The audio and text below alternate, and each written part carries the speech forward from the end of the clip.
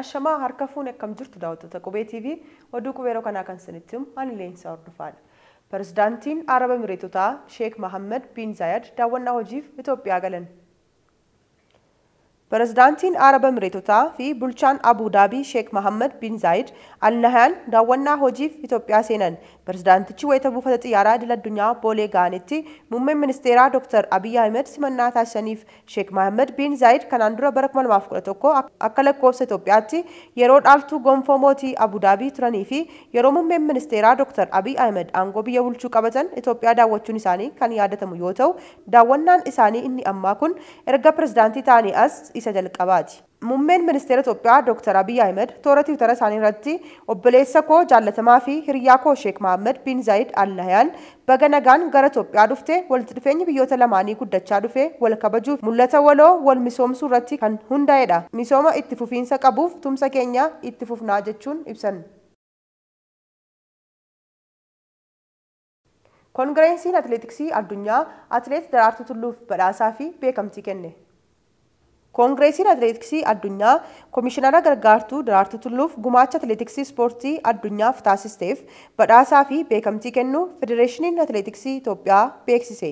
Yaa'iin Koongireensii Atileetiksii Addunyaa 54ffaan guyyoota sadiif magaalaa Budaapest Hangaarii keessatti gaggeeffamaa ture har'a xumurame. Dhumarrattis namoota guddina atileetiksii addunyaaf gahee isaanii bahataniif beekamtii kennuu fi yaa'iin 55ffaa akka lakkoofsa Awurooppaatti bara 2025 Tookiyoo Jaapaanitti akka gaggeeffamu murtaa'uusaa ragaan federeeshinicharraa argame ni mul'isa.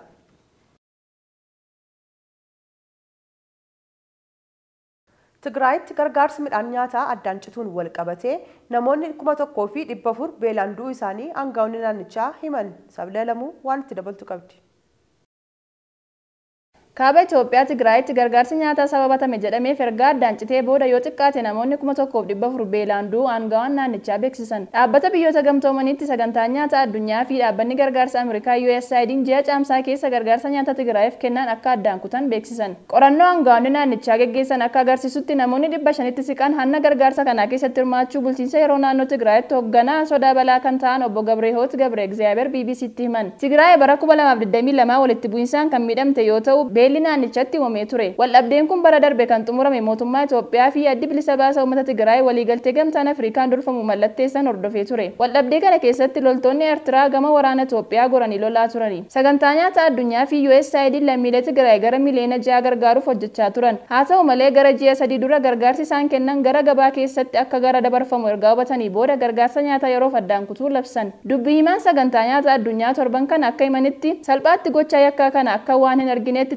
callifnee kennuutti fufuu hin dandeenye jedhan. Dhaabbanni gargaarsa Ameerikaa USAID baatii waxabajjii keessa gargaarsa nyaataa kutaalee Itoophiyaa kaaniif kennuu akka addaan kutu beeksise. USAID deeggarsa nyaataa biyyattiif dhaabbilee biroo hunda caalaa kennuu kan beekamu yoo ta'u namoota miliyoonaan lakkaa'aman sababa walitti bu'insaa, gogiinsaa fi qaala'insa jireenyaatiin rakkatan gargaaraa ture. Odeeffannoon miliqee ba'e tokko kan baatii waxabajjii keessa sabaa himaalee hedduudhaan eeran akka ibsutti qaamoleen mootummaa federaalaa fi naannootti hidhata qaban bifa qindaa'een gargaarsa kanarraa fayyadamaniiru jechuun himata. Mootummaa Itoophiyaa himannaa kanneen qorachaa akka jiru himuun bu'aan garuu haga ammaa ifa hin taane jedhe. Waraanni biyyattiis deeggarsa hatame jedhameerraa fayyadamoo akka hin taane ibse. Mootummaa yeroo Tigraayitti qondaalli ittisa balaa Gabreehoot Gabre Egzaabeer ji'a ebilaa keessa gargaarsi akka dhaabbate kan himan yoo ta'u sagantaa nyaataa addunyaa fi USAID garuu ji'a itti aanu keessa ture kan ifa godhan. Eebila irraa kaasee godinaalee 3 keessatti qofaa namoonni 1,400 ta'an beelaan lubbuu isaanii darbeera jedhu qondaalli kun. Godinaalee hafan naannichaa 3 irraa ragaan wayita walitti qabamu dhumu lakkoofsi kun akkaan dabalaa jedhan obbo Gabreehoot. Itti dabaluunis shakkamtoonni 492 qorannoon irratti gaggeeffamaa kan jiru yoo ta'u namoonni 198 immoo himatiin irratti banamuu himan. Kanneen shakkaman keessaa qondaalli mootummaa, hojjettoonni dhaabbilee miti mootummaa, qindeessitoonni bakka da'oo baqattootaa fi waahilaan midhaan gargaarsaa raabsan keessatti argamu jedhan aangaa'onni kun. Qondaaltonni keessattuu kanneen kuusaa midhaanii fi dhaabbata midhaan daakuu qabanis keessa jiru jedhan obbo Gabreehoot. USAID waxabajjii keessa gargaarsa midhaan nyaataa kan deebisee gale yeroo hawaasa saaxilamaa ta'e qaqqabsiisuu yeroo mirkaneessuu dandeenyedha jedhee ture. Dubbi himaan sagantaa nyaataa addunyaa akka jedhanitti dhaabbanni isaanii gargaarsa midhaanii deebisuuf hojjechaa jiraachuu himani. Keessattuu iddoowwan gaariitti tarkaanfiiwwan to'annoo jiran sakatta'uuf midhaan nyaataa muraasa raabsuu eegaluu himan.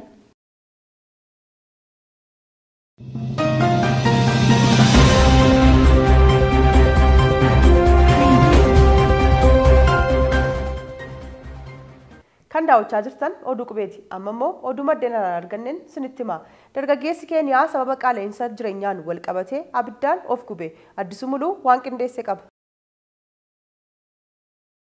Lammiin Keeniyaa qaala'insa jireenyaa mormuuf magaalaa buufata doonii kan taate Mombaasaatti ibidda ofitti qabsiise. Namni kun kamisa waaree booda osoo ibidda ofitti hin qabsiisin dura addabaabaayii magaalichaatti argamuu fi iddoo sochiin namootaa hedduun itti baay'atutti bahe. Suursagaleen marsaalee hawaasaa gubbaa akkaan qoodame irratti namni kun alaabaa Keeniyaa qabatee sanaa booda iyyee yeroo muraasa keessatti ibiddaan gubate. Saabaayimaan biyya keessaa kan Neeshin jedhamu akka gabaasetti namichi magaalaa keessaa bakka daldala addabaabaayii Meyumbee Tayaarii jedhamu ibidda ofitti qabsiise. Bulchaan araddaa sanaa sabaayimaa kanatti akka himanitti taateen sun qalbii namoota addabaabaayii sana bira darbaa turanii hedduu hawwatee jedhan. Namoonni ibidda akka ofitti hin qabsiisne amansiisu garuu hin dandeenye jedhan bulchaan Meyumbee Tayaarii obbo Muhammad Musa. Namoonni taatee sana ilaalaa turan dafanii ibidda irraa dhaamsanii baraaruun gara hospitaalaatti geeffamee yaalamaa jira dargaggeessi kun. Namichi kun jireenya akkaan ol ka'uu fi filannoo pirezidaantummaa bira darbee hatameera jedhu kan hoogganaan mormituu Raayilaa Odingaa pirezidaantii Wiiliyaam Ruutoon mo'amee mormuusaa namoota walitti qabamaniif hime. Odingaan filannichi dogongoraan kan guutamedha jechuun himataa turanis injifannoon pirezidaantii Ruutoo mana murtiitiin mirkanaa'eera. Hiriirri mormii hoogganaan mormituu Raayilaa Odingaa qaala'insa jireenyaa guutuu biyyaatti adoolessa darbee waaman irratti lubbuun namoota hedduu darbeera. Qaala'insa jireenyaa gibirri dabaluunfaa dhimmoota mormitoota daandiitti baasan keessatti heeramu. Gibirri boba'aa dachaan dabaluu mindaa hojjettootaa irratti gibirri dhibbeentaa 1.5 dabaluun falmii kaasee ture. Mootummaan biyyattii daballiin kun liqaa kaffaluu fi dargaggootaaf carraa hojii uumuuf murteessaadha jedhee ture. Biyyoota addunyaa irraa namoonni mormii isaanii agarsiisuuf daandiitti ba'anii ibidda ofitti qabsiisuun kun kan jalqabaa miti. Isaan keessaa garuu taateen bara 2010 Tuuniziyaatti raawwate akkaan xiyyeeffannoo guddaa argate. Mohammad Bozaazii hojii dhabdummaa biyyattii keessa jiru mormuuf ibidda ofitti qabsiisee ture. Gochaan Bozaazii kun warraaqsa biyyoota Arabaatti ka'eef sababa ta'uu isaatu yaadatama. Dargaggoon ganna 26 kan ture Bozaaziin karaa seeraan alaa fuduraa fi kuduraalee gurguruun kan of jiraachisaa ture sababa dhaabbata barnootaa irraa eebbifamee hojii hin argannee fi poolisiin qabeenya isaa kana eeyyama daldalaa hin qabdu jedhee irraa fudhannaan ibidda ofitti qabsiise. Boodarras dargaggoon kun hospitaala keessatti lubbuun isaa darbe. Bara 2019 ammoo barataan lammii Firaans ganna 22 rakkina maallaqaa irraa kan ka'e ibidda ofitti qabsiisuun qaamni isaa dhibbeentaan 90 gubatee ture. Barataan kun mana nyaataa yuunivarsiitii Liyoon fuulduratti osoo ibidda ofitti hin qabsiisin sa'aatii muraasa dursee maallaqa dhabee rakkataa akka jiru feesbuukii isaa irratti barreessee ture. Pirezidaantiin Firaans Imaanuweel Maakroonii fi warra isaan dura turan lamaan hoogganaan siyaasaa Maariin Laapeen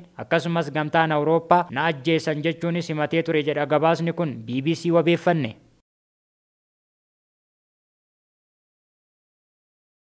Dooniiwwan Raashiyaa fi Chaayinaa gara odola Jaappaanitti siqaa jiraachuun himame. Ameerikaa, Jaappaanii fi Kooriyaan kibba wayita jala bultii yaa'ii gamsadee gaggeessuuf jiranitti dooniiwwan waraanaa Raashiyaa fi Chaayinaa gara odola Jaappaanitti siquun gabaafame. Dooniiwwan waraana Chaayinaa fi Raashiyaa odola kibba Jaappaanitti dhiyaachuu hordofee Jaappaan yaaddoo qabaachuu ibsiteetti. Dooniiwwan waraana Chaayinaa 6 kanneen farra misaayilaa ta'anii fi dooniiwwan Raashiyaa 5 odola Jaappaan gidduu darbuun gara galaana bahaa Chaayinaatti qajeeluu ministeerri ittisa Jaappaan beeksise. Wayita dureewwan Kooriyaa kibbaa fi Ameerikaan muudama naannawaa Indoo Paasifik irratti mari'achuuf jiranitti ta'uun ibsame. Dooniin kunneen Paasifik keessatti shaakala waloo irratti hirmaatuun kan amanamu ta'uun ibsame. Ministeerri ittisa Raashiyaa ibsa baaseen shaakala waloof dooniiwwan waraanaa kunneen galaana Chaayinaa bahaa keessa socho'aa akka jiran ibse. Shaakalli kunis ittisa waraanaa galaanarraa qolannaa haleela qilleensaa, shaakala lubbuu baraarsaa, xiyyaarota waraanaa babal'isuu fi qubsiisuu fa'aa gaggeessuu ministeerri Raashiyaa beeksise. Ministeerri ittisa Jaappaan gama isaatiin Chaayinaa fi Raashiyaan naannawaa isheetti irra deddeebiin shaakala taasisaa jiraachuu fi ifatti humna qaban Jaappaanitti agarsiisuudha jedhe. Kunis nageenya biyyaalessaa isheef yaaddoo ta'uu Jaappaan eerteetti. Taateen kunis wayita yaa'iin jalqabaa gamsadee Ameerikaa, Jaappaanii fi Kooriyaa kibbaa gidduutti gaggeeffamuuf jirutti ta'uun CNN gabaase. Yaa'ii kanaan hariiroo waraana teekinooloojii fi walta'iinsa dinagdee irratti waliigaluuf kan gaggeeffamu ta'uu qondaaltonni naannoo bulchiinsa Baayiden ibsan.